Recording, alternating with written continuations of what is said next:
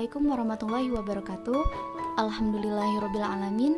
Assalatu wassalamu ala asyrafil anbiya'i wal mursalin wa ala alihi washabihi ajmain, amma ba'd. Yang saya hormati dosen pembimbing ilmu pendidikan Islam Bapak Dr. Imam Syafi'i serta teman-teman sekalian yang saya banggakan. Baiklah, saya Anissa Nabila Zain selaku moderator yang akan memandu diskusi pada siang hari ini. Adapun topik yang akan kita bahas yaitu perkembangan materi dalam pendidikan Islam.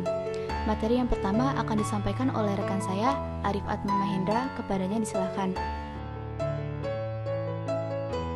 Saya Arif Atma Mahendra akan membahas tentang materi yang pertama, yaitu pengertian dan ruang lingkup materi pendidikan Islam. Materi pendidikan Islam terkait dengan kurikulum. Kurikulum ialah sejumlah mata pelajaran Islam yang harus ditempuh dan dipelajari oleh peserta didik untuk memperoleh sejumlah pengetahuan. Menurut pandangan modern, kurikulum adalah semua yang secara nyata terjadi dalam proses pendidikan di sekolah. Dalam artian bahwa pengalaman belajar itulah kurikulum. Kurikulum tersebut dirancang sedemikian rupa agar dapat mencapai tujuan yang telah ditentukan. Baik, yang kedua yaitu perkembangan materi pendidikan Islam dari zaman ke zaman. Sejarah perkembangan pendidikan sebenarnya mengikuti sejarah Islam itu sendiri. Oleh sebab itu, periodisasi sejarah pendidikan Islam dapat dikatakan berbeda dalam periodisasi sejarah Islam itu sendiri.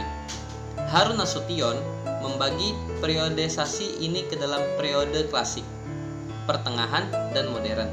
Secara garis besar, dari tiga periodisasi tersebut dapat diperinci kembali menjadi 5 masa, yaitu masa hidupnya Nabi Muhammad SAW, masa Khulafaur Rasyidin, dan masa dinasti Umawi, masa dinasti Abbasiyah, dan masa runtuhnya Baghdad sampai sekarang. Baik, mungkin itu saja materi dari saya kembalikan kepada moderator.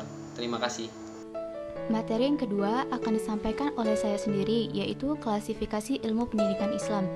Semua jenis ilmu yang dikembangkan para ahli Islam dari kandungan Al-Quran dapat diklasifikasikan sebagai berikut.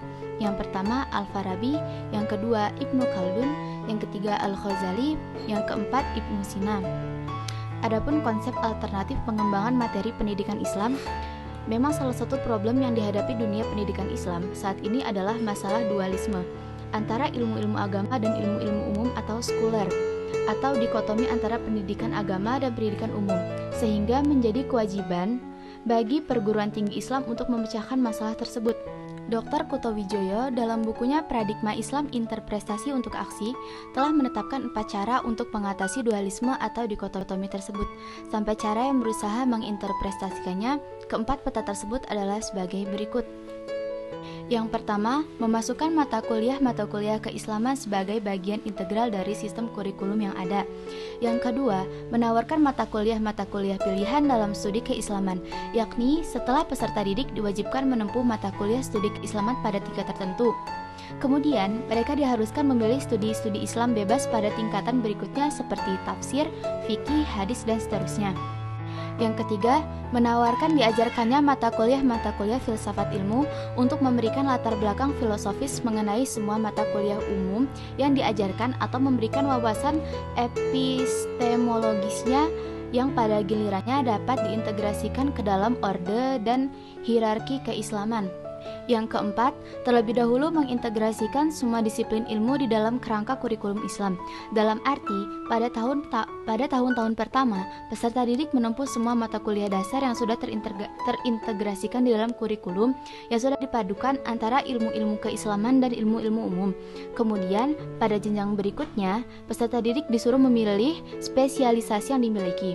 Untuk Indonesia, spesialisasi dilakukan di S2 dan S3 setelah S1 diselesaikan tanpa pilihan studi khusus. Sekian materi yang dapat kami sampaikan. Apabila ada salah-salah kata, kami mohon maaf. Kepada Allah kami mohon ampun. Wabillahi taufik wal hidayah. Wassalamualaikum warahmatullahi wabarakatuh.